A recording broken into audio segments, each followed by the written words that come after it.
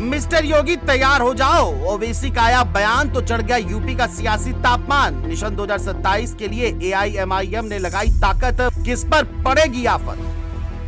UP की सियासत में फिर से हलचल तेज हो गई है, क्योंकि इस बार ओवैसी ने ऐसा बयान दिया जिसे 2027 की बड़ी लड़ाई का संकेत माना जा रहा है। अकबरुद्दीन ओवैसी के मिस्टर योगी तैयार हो जाओ वाले बयान के बाद माहौल गरमाया जरूर है, लेकिन इस सियासी शोर के बीच असली नजर योगी पर टिक गई है, क्योंकि यूपी की राजनीति को समझने वाले जानते हैं कि यहाँ बयान से ज्यादा वजन काम और एक्शन का होता है। यही वजह है कि ओवैसी की एंट्री से ज्यादा चर्चा इस बात की है कि योगी इसे किस तरह अपने पक्ष में मोड़ते हैं, और अब तक के अनुभव बताते हैं कि योगी हर चुनौती को अपने एजेंडे के मुताबिक ढाल देते हैं। एआईएमआईएम का यूपी में असर अब तक सीमित ही रहा है। पार्टी ने पहले भी विधानसभा और लोकसभा चुनावों में किस्मत आजमाई, लेकिन कोई बड़ा सियासी फायदा नहीं मिला। कुछ सीटों पर चर्चा जरूर बनी, लेकिन जीत का आंकड़ा शून्य ही रहा।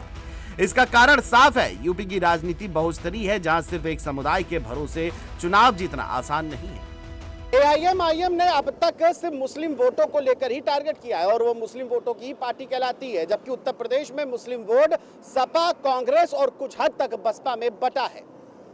ऐसे में एआईएमआईएम की एंट्री सिर्फ वोट काटने वाली पार्टी के तौर पर ही होती रही है। यही बात योगी के लिए सबसे बड़ी ताकत बन जाती है। योगी की राजनीति किसी एक वर्ग पर नहीं टिकी है। कानून व्यवस्था की वजह से व्यापारी और मध्यम वर्ग उनके साथ खड़ा है। गरीबों के लिए चलाई गई योजनाओं ने गांव-गांव तक पकड़ बनाई है और सख्त फैसलों की वजह से बड़ा हिंदू वोट बैंक मजबूती से उनके साथ है। योगी का संदेश साफ है, अपराध, माफिया और अराजकता के लिए यूपी में कोई जगह नहीं। यही संदेश उन्हें बार बार चुनावी बढ़त दिलाता रहा है। ओवैसी की राजनीति अक्सर तीखे बयानों के इर्द गिर्द घूमती है, जबकि योगी की राजनीति चुपचाप फैसले लेने और उन्हें जमीन पर उतारने की रही है। बुलडोजर एक्शन से लेकर माफिया पर कार्रवाई तक योगी ने साफ कर दिया कि सरकार का चेहरा वही होगा जो कानून मानेगा।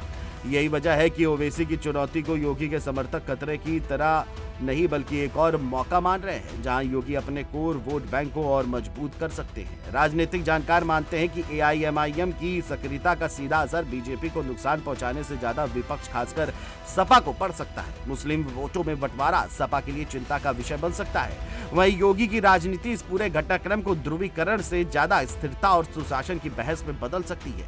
यही योगी का पुराना तरीका रहा है कि विरोधी मुद्दा उठाए और वो जवाब काम से दे। 2027 की लड़ाई अभी दूर है, लेकिन संकेत अभी से मिलने लगे हैं। ओवैसी का बयान सियासी शोर जरूर पैदा करता है, लेकिन जमीन पर योगी की पकड़ फिलहाल मजबूत दिखती है।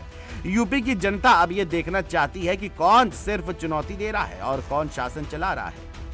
ओवैसी की पार्टी एआईएमआईएम ने एंट्री करके यूपी का सियासी तापमान तो बढ़ा दिया है। मुकाबला भी बेहद दिलचस्प है, लेकिन उत्तर प्रदेश की सियासत को सिर्फ बयान से नहीं चलाया जा सकता, उसे चलाया जा सकता है भरोसे और एक्शन से।